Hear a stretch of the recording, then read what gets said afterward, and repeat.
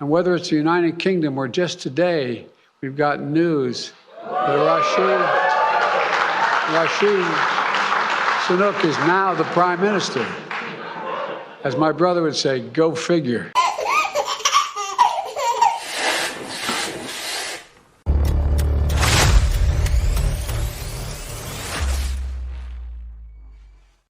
Greeting and salutations to everyone.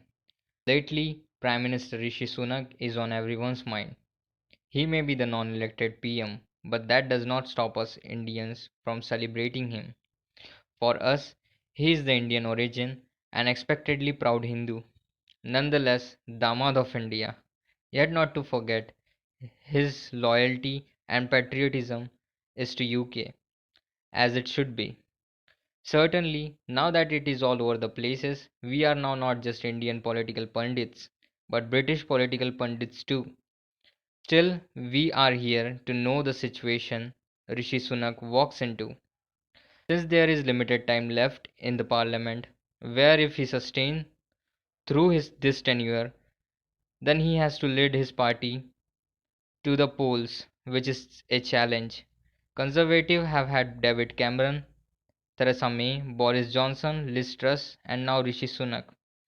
They have had lot of instability with their prime ministers, and all of them collectively led UK to third world problems. To begin with, it has a double digit inflation, 10.1 last known to me. But 10.1% inflation in Britain is what they would say an arse load. Here in India, it is 7%, and it is hurting like hell. International rating agency Moody has now downgraded Britain from stable to negative. Now the question arises, what has led this country, who put great before its name, to this ghastly situation? You cannot just blame pandemic if you are following the news since past couple of years, but also the policies this richest country followed.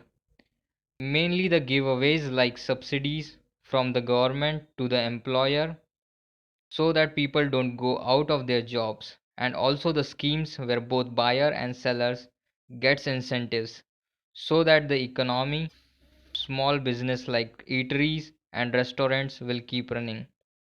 Finance minister at that time followed the twin policy of keeping both inflation and interest rates down, while they put out a lot of subsidies and direct cash support on which they borrowed a lot of money.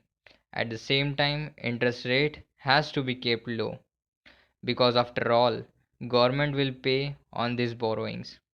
So Bank of England continued buying a lot of British government bonds. This bought Britain a bit of temporary relief, but that bad time which Britain may have postponed during the pandemic has came now. To fight the inflation now, the Central Bank of Britain has to raise rate. Earlier they were cutting rates, and now they are raising rates to keep inflation down. At the same time, they cannot buy government bond anymore.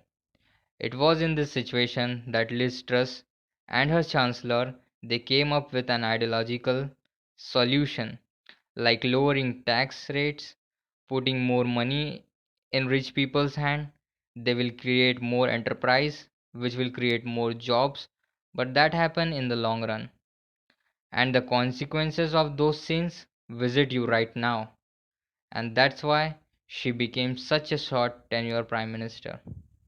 Jeremy Hunt, which is inherited by Rishi Sunak from Liz Truss, although he has no obligation to keep him, he is supposed to give fiscal statement. And yet again, Fisk in Britain is in deep crisis because Liz Truss she froze people's gas payment at £2,500 a year.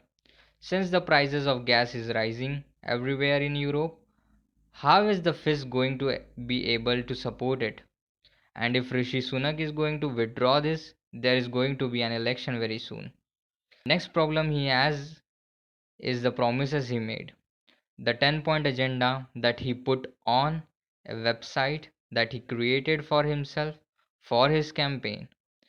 If we look through this point, particularly the fourth one, that he is committed to abolishing all the old EU laws and this particularly bring him face to face for a combat with Ireland protocol problem. Why is this issue a toughest problem for Rishi Sunak? Since Ireland and Northern Ireland have open borders, there are no custom and checkpoints on their borders.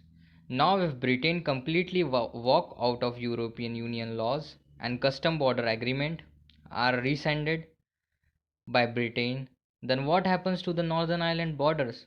Does this mean that border has to be closed now because Northern Ireland is a part of United Kingdom? God knows. Another challenge before him is what half of the globe is facing too, which is migration. He vowed that he would toughen control on migration into the UK. He also said that he would introduce an annual cap on refugees numbers while tightening the definition of who qualifies for the asylum. He also supported a government plan to send asylum seekers who arrive in the UK illegally to Rwanda for processing, although it has met with legal hurdles. Mr. Sunak plans to introduce enhanced powers to detain, tag, and monitor those entering the UK illegally. A plan to do this needs to be implemented soon. More than 30,000 people have reached the UK shores in small boats this year alone. Strikes are the another challenge for Mr. Sunak. Britain will see a barrage of strikes in the coming days.